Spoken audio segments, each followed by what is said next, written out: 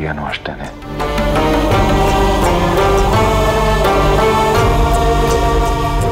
ಭೂಮಿ ಮೇಲಿರೋ ಎಲ್ಲ ತಾಯಿಯರು ಗ್ರೇಟೇ ಅಮ್ಮ. ಅದರಲ್ಲೂ ನನ್ನ ತಾಯಿ ಕೈ ಜಾಸ್ತಿನೇ.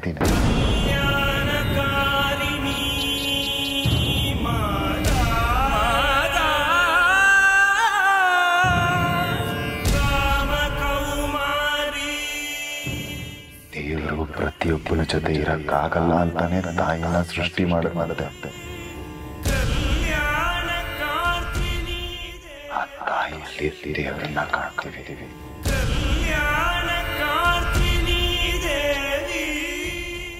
ತಾಯಿ ಪ್ರೀತಿಲೇ ಸುಳ್ಳಿದೆ ಅಂತಂದ್ರೆ ಆ ದೇವರೇ ಸುಳ್ಳು ಅಂತ ಅರ್ಥ ಅಲ್ಲ. ಏನಮ್ಮ ನೀನು?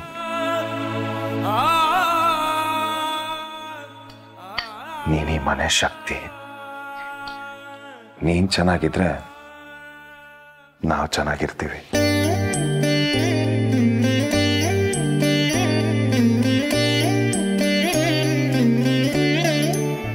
ಆನು ಪ್ಲೀಸ್ ಅಮ್ಮ.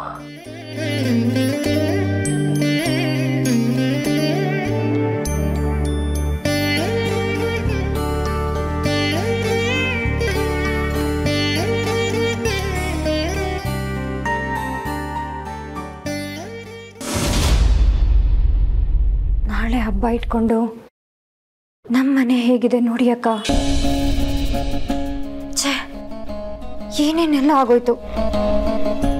ಇನ್ನತ್ತ ಯಾವತ್ತು ಸರಿ ಹೋಗ್ತಾರೋ, ಯಾವತ್ತು ಅವ್ರಿಗೆ ನೋವು ಕಮ್ಮಿ ಆಗುತ್ತೋ. ತುಂಬ ಕೊರಗ್ತಾ ಇದ್ದಾರೆ. ನನಗೇನೋ ಈ ವಿಷಯದ ಬಗ್ಗೆ ಅವ್ರ ಹತ್ರ ಮಾತಾಡೋದು ಬೇಡ ಅನ್ಸುತ್ತೆ. ದಸರಾ ಹಬ್ಬ ಮಾಡೋ ಮನಸ್ಥಿತಿ ಯಾರಿಗೂ ಇಲ್ಲ.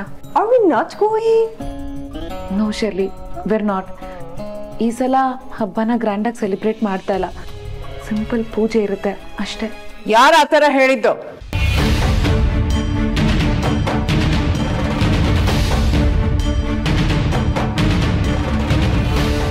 ಅತ್ತೆ, ಅದು ಹಬ್ಬನೂ ನಡಿಬೇಕು, ಪೂಜೆನೂ ಆಗಬೇಕು. ನಿಲ್ಲಿಸಬಾರ್ದು. ಅಮ್ಮ ಏನು ಹೇಳ್ತಿದ್ಯಮ್ಮ? ಹಬ್ಬ ಮಾಡಬೇಕಾ? ಹೌದು ಭೂಪತಿ, ನಮಗೆ 1000 ತಾಪತ್ರಯ ಇರ್ಬೋದು, ಆದರೆ ದೇವಿಗೆ ಸಲ್ಲಿಸೋ ಪೂಜೆ ನಡೀಲೇಬೇಕು. ಆದರೆ ಅಮ್ಮ, ಮೌರ್ಯ ಇಲ್ಲದೆ ಯಾರು ಇದ್ರೂ ಇಲ್ದಿದ್ರು ಈ ಮನೆ ಬದಲಾಗಲ್ಲ ಅಂತ ನಿಂಗೆ ಗೊತ್ತಿಲ್ವಾ?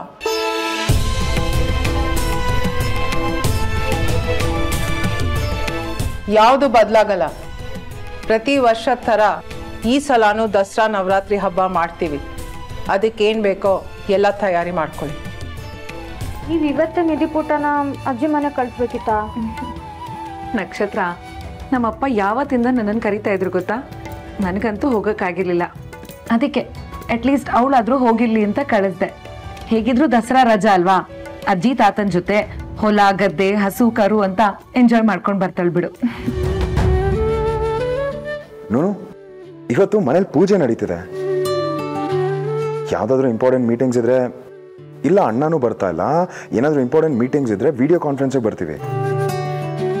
ಎಸ್, ಹಾಂ, ಹಾಗೆ ಆಫೀಸ್ ಕಾಲ್ಸ್ ಅಮ್ಮಂಗೆ ಬರಬಾರ್ದು. She still at stress. Thank you. ಯಾ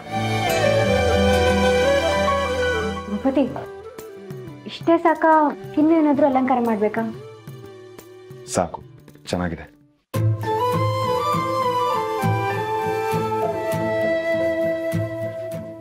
ನವರಾತ್ರಿ ಹಬ್ಬದ ಶುಭಾಶಯಗಳು ಭೂಪತಿ. ಇಷ್ಟೆಲ್ಲ ನೋವಿದ್ರು ಈ ಮನೆಯವರು ಈ ದೇವಿ ಪೂಜೆನ ತಪ್ಪಿಸದೆ ಮಾಡ್ತಿದ್ದೀರಲ್ವಾ? ಈ ತಾಯಿ ಆಶೀರ್ವಾದ ನಮ್ಮ ಕೈ ಬಿಡಲ್ಲ ಕಣೋ.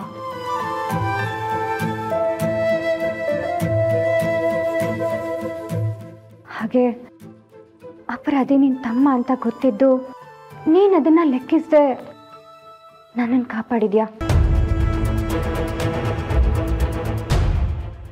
ಸ್ವಂತ ತಮ್ಮ ಅಂತಲೂ ನೋಡಿದೆ ಅವ್ರಿಗೆ ಶಿಕ್ಷೆ ಆಗೋ ಥರ ಮಾಡಿದ್ಯಾ. ನಿಂದು ದೊಡ್ಡ ಮನಸ್ಸು ಭೂಪತಿ. ನನ್ನ ಜೀವ ಉಳಿಸಿರೋ ನಿನಗೆ ಎಷ್ಟು ಥ್ಯಾಂಕ್ಸ್ ಹೇಳಿದ್ರು ಸಾಲದು. ನಿನ್ನ ಜಾಗದಲ್ಲಿ ಬೇರೆ ಯಾರೇ ಇದ್ದಿದ್ರು ನಾನು ಅವರನ್ನು ಕಾಪಾಡ್ತಿದ್ದೆ. ಮೌರ್ಯನ್ ಜಾಗದಲ್ಲಿ ಬೇರೆ ಯಾರೇ ಅಪರಾಧಿ ಇದ್ರು ನಾನು ಶಿಕ್ಷೆ ಕೊಡಿಸ್ತಿದ್ದೆ.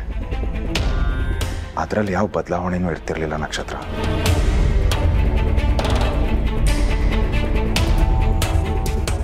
ಅಪರಾಧಿಗೆ ಶಿಕ್ಷೆ ಕೊಡಿಸೋದು ನನ್ನ ಕರ್ತವ್ಯ ಆಗಿತ್ತು. ನಿನ್ನನ್ನು ಕಾಪಾಡೋದು ನನ್ನ ಜವಾಬ್ದಾರಿಯಾಗಿದೆ. ನವರಾತ್ರಿ ಹಬ್ಬದ ಶುಭಾಶಯಗಳು. ಏನಿ ಕಡೆ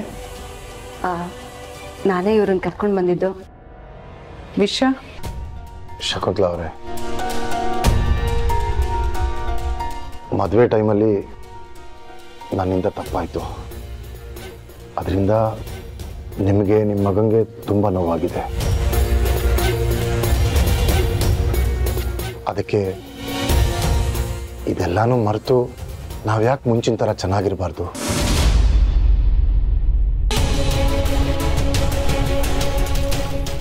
ಐ ಆಮ್ ರಿಯಲಿ ಸಾರಿ. ನನ್ನಿಂದ ತಪ್ಪಾಗಿದೆ, ನಾನು ಅದನ್ನು ಒಪ್ಕೊಂತಿದ್ದೀನಿ.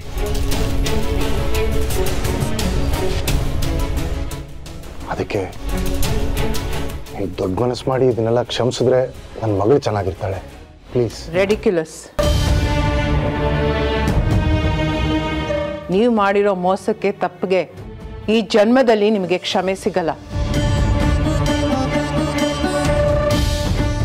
ನಿಮ್ಮ ಮಗಳನ್ನ ಸೊಸೆ ಅಂತಾನೂ ಒಪ್ಕೊಳ್ಳಲ್ಲ.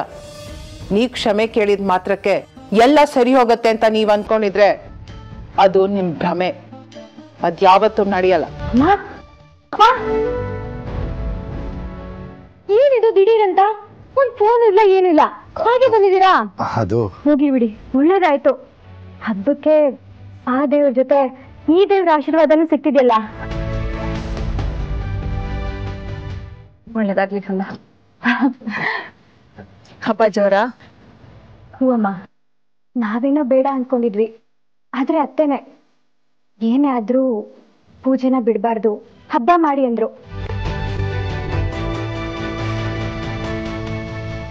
ಅದಕ್ಕೆ ಎಲ್ಲ ತಯಾರಿ ಮಾಡ್ಕೊಂಡ್ವಿ. ಆಮೇಲೆ ಈ ಪೂಜೆನಲ್ಲಿ ಸ್ಪೆಷಲ್ ಇದೆ. ಏನದು ಪುಟ್ಟ?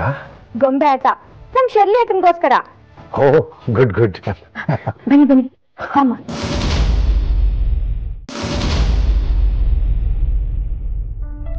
ದಸರಾ ಹಬ್ಬ ಅಂದಮೇಲೆ ಗೊಂಬೆ ಆಟ ಇಲ್ಲದೆ ಇದ್ರೆ ಏನ್ ಚೆನ್ನಾಗಿರುತ್ತಲ್ವಾ? ಆದ್ರೆ ಇವತ್ತು ನಾವ್ ಯಾವುದೋ ರಾಜನ್ ಕಥೆನೋ ಅಥವಾ ರಾಜ್ಕುಮಾರಿ ಕಥೆನೋ ಹೇಳ್ತಾ ಇಲ್ಲ. ಇಷ್ಟು ದಿನ ನಮ್ಮ ಬದುಕಲ್ಲಿ ನಮ್ಮ ಮನೇಲಿ ನಡೆದಿದ್ದ ಕಥೆ ಹೇಳ್ತಾ ಇದ್ದೀವಿ.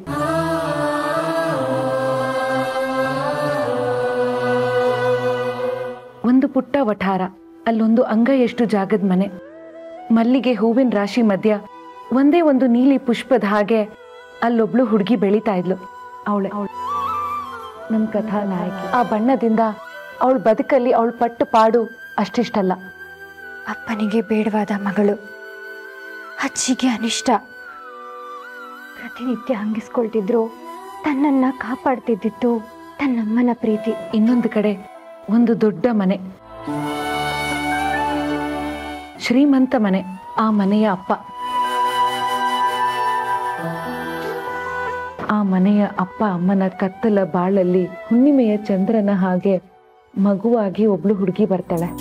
ಈ ಇಬ್ರು ಹುಡುಗಿರು ತಮ್ಮದಲ್ಲದ ಮನೆಯಲ್ಲಿ ತಮ್ಮವರಲ್ಲದ ಜನರ ಜೊತೆ ಬದುಕ್ತಾ ಇದ್ದ ಸತ್ಯ ಅಲ್ಲೆಲ್ಲೋ 23 ವರ್ಷದಿಂದ ಕೋಮಾದಲ್ಲಿದ್ದೊಬ್ರು ಡಾಕ್ಟರ್ ಬಿಟ್ರೆ ಬೇರೆ ಯಾರಿಗೂ ಗೊತ್ತಿರ್ಲಿಲ್ಲ. ಇವರ ಮಧ್ಯೆ ಈ ಕತೆಗೆ ಇನ್ನೊಬ್ಬನ ಪ್ರವೇಶ ಆಗತ್ತೆ. ಕೋಟಿ ಕೋಟಿ ಆಸ್ತಿಗೆ ಒಡೆಯನಾಗಿದ್ರು ಯಾವುದೋ ಒಂದು ಹೋಟೆಲ್ ಅಲ್ಲಿ ಕೆಲಸ ಮಾಡ್ಬೇಕು ಅಂತ ಹೋಗ್ತಾನೆ. ಅಲ್ಲಿ ಅವನಿಗೆ ಆ ಕಪ್ಪು ಹುಡುಗಿ ಪರಿಚಯ ಆಗತ್ತೆ. ಅವಳ ಮನೆಯಲ್ಲಿ ಯಾವುದೋ ಒಂದು ಚಿಕ್ಕ ಕೊಠಡಿಯಲ್ಲಿ ಬಾಡಿಗೆಗಿರ್ತಾನೆ. ಅಲ್ಲಿಂದ ಇವರಿಬ್ರು ಸ್ನೇಹ ಶುರುವಾಗತ್ತೆ.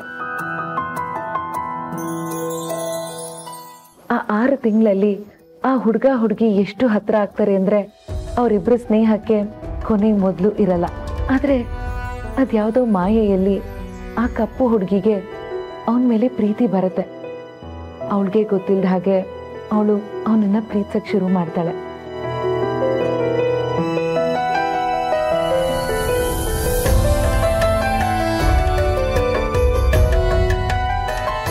ಇದೆಲ್ಲದ್ರ ಮಧ್ಯೆ ಆ ಹುಡುಗನಿಗೂ ಆ ಶ್ರೀಮಂತನ ಮನೆ ಹುಡುಗಿಗೂ ಮದುವೆ ಗೊತ್ತಾಗತ್ತೆ. ಆ ಕಪ್ಪು ಹುಡುಗಿ ತನ್ನ ಪ್ರೀತಿನ ಮನಸ್ಸಲ್ಲೇ ಬಚ್ಚಿಟ್ಕೊಂಡು ಮದುವೆಯಲ್ಲಿ ಓಡಾಡ್ತಿರ್ತಾಳೆ.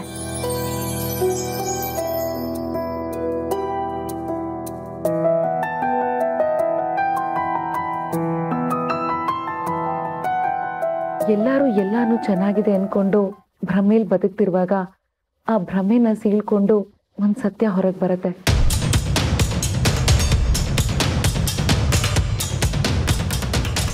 ಅವತ್ತು ಮದುವೆ ಮನೆಯಾಗ ಉಳಿದಿರ್ಲಿಲ್ಲ. 23 ವರ್ಷದಿಂದ ಯಾರಿಗೂ ಗೊತ್ತಾಗ್ತಿದ್ದ ಸತ್ಯ ಅವತ್ತು ಹೊರಗೆ ಬರುತ್ತೆ.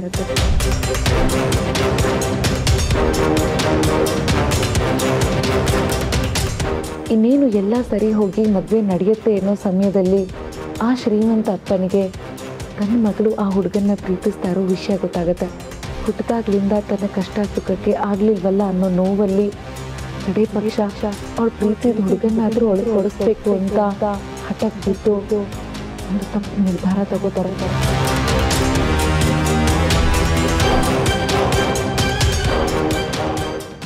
ಬಲವಂತದ ಮದುವೆ ಮಾಡಿಸ್ತಾರೆ.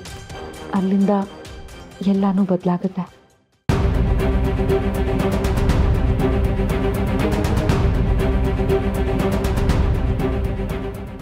ಇಷ್ಟು ದಿನ ಜೀವ ಅಂತ ಇದ್ದ ಸ್ನೇಹಿತರು ಈಗ ಈ ಮದುವೆಯಿಂದ ದೂರ ಆಗ್ತಾರೆ. ಆ ಹುಡುಗ ಆ ಕಪ್ಪು ಹುಡುಗಿ ಮೇಲೆ ನಂಬಿಕೆ ಕಳ್ಕೊತಾನೆ. ಅವ್ರ ಸ್ನೇಹ ನಿಜವಾದ ಆಗಿದ್ರೆ ಇವತ್ತಲ್ಲ ನಾಳೆ ಅವನ್ ಸತ್ಯ ಏನು ಅಂತ ತಿಳ್ಕೊತಾನೆ.